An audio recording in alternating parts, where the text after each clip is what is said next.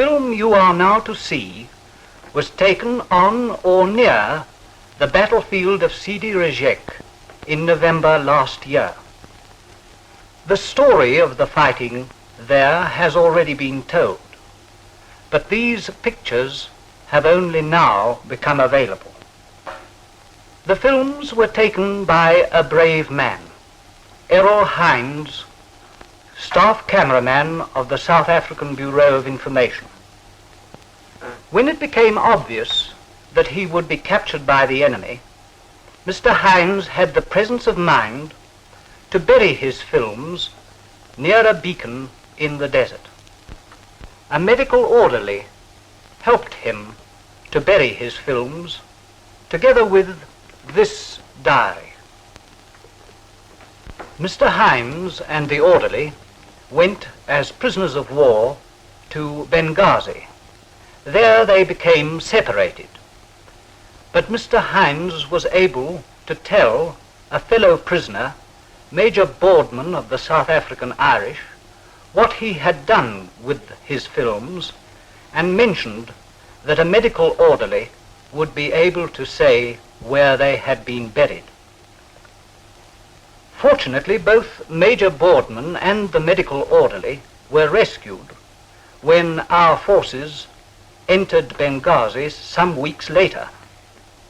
Mr. Hines had in the meanwhile been taken to Italy as a prisoner of war. Major Boardman went in search of the orderly, and he was eventually located in a Cairo hospital. He was taken to Sidi Rezegh, and there the buried films were found. This film tells the story of the advance into action from Egypt towards Sidi Rezegh of the 1st South African Division.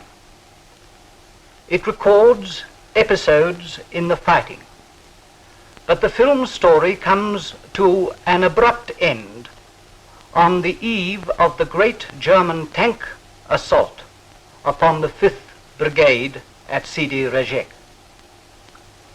In that fighting, Errol Hines showed high courage.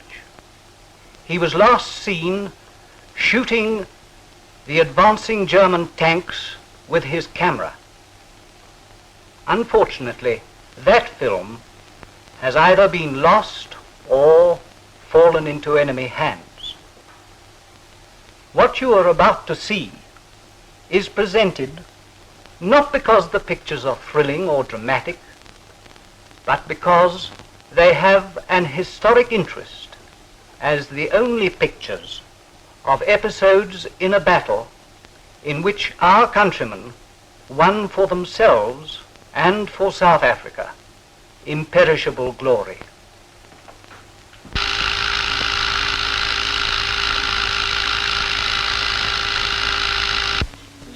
Somewhere in Libya, a cameraman prepares for action. He puts the last and most important touches to his equipment. Water, 3 precious tins of it, secured to the side of his van in a sturdy carrier. He'll need it all, for this is a dry country, and it's a dusty one too. Here are conditions that break the heart of any cameraman. Endless miles of sand, churned into a vast cloud by our rumbling troop carriers. That cloud hangs over the desert, a choking pall that obscures the view of the artillery and the infantry and blinds the eye of the camera.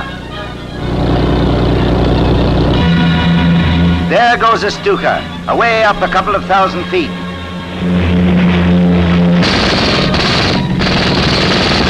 Yes, he's done some damage, shot up a few of our vehicles with his tracer bullets. But our fighters go up after him. There's a dogfight on.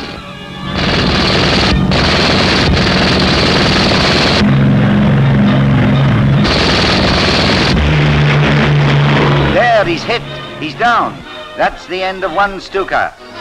Our boys regard these just as incidents, and they deal with them as they come along. Our Akak gunners and our fighters have brought lots of Rommel's ace flyers to a blazing end like this.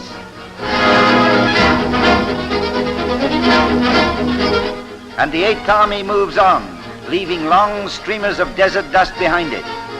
But it has its troubles too. The wear and tear of this tough desert campaign leaves its mark on the vehicles. and right in the front line our Technical Services Corps does its stuff. Here's an arc welder at a field workshop repairing a casting. There's a small soldering job for a bullet hole in a radiator, while for the real crocs, the big recovery van with its block and tackle goes into action. Yes, here is a big job. To look at it, you might think it was only fit for the scrap heap. Don't you believe it? The T services will have it on the road in no time. These are the boys that keep our army on its wheels.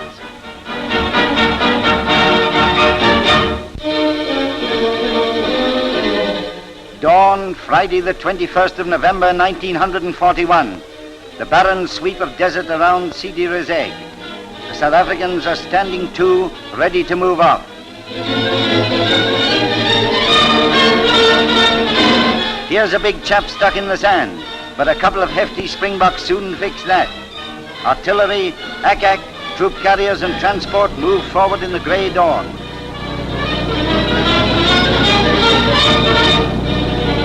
Look, they're well spread out to make it more difficult for the dive bomber. 200 yards between them, they make a thrilling picture of movement in desert warfare as they rumble slowly westwards towards the massed forces of the enemy.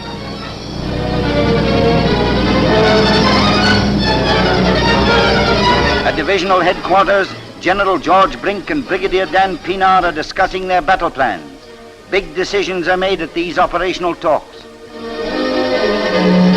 And away out in the desert, our troops move forward warily towards their objective, while the anti-aircraft gunners are ready for instant action.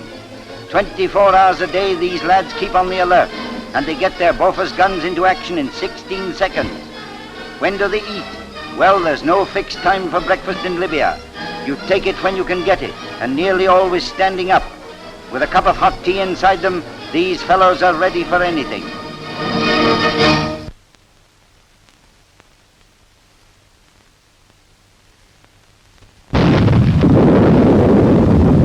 There go the anti-tank guns, and another Italian tank and its crew out of action. Yes, stick 'em up, buddy. And just to make certain there's no funny business, I'll take a look through your pockets. 14 Italian tanks had been cruising around, testing the strength of our line, and our anti-tank gunners gave them everything they had. Now look at that for a pretty sight. Just like a Springbok marksman, a bullseye every time. And so the 21st of November wore on. Rangefinders are kept busy, giving that precise touch of accuracy to our artillery.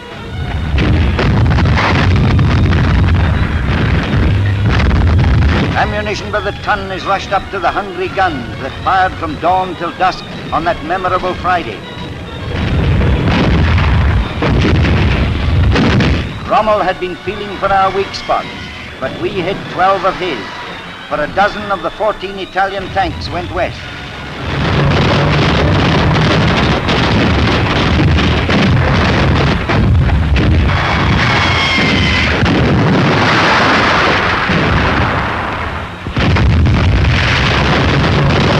Then the South African Irish went out to round up the prisoners. You can always leave it to the Irish.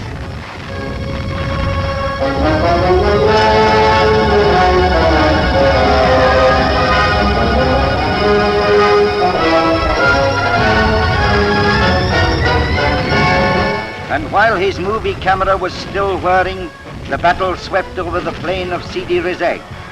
Errol Hines ended his story and left these chapters in the hot sands of Libya.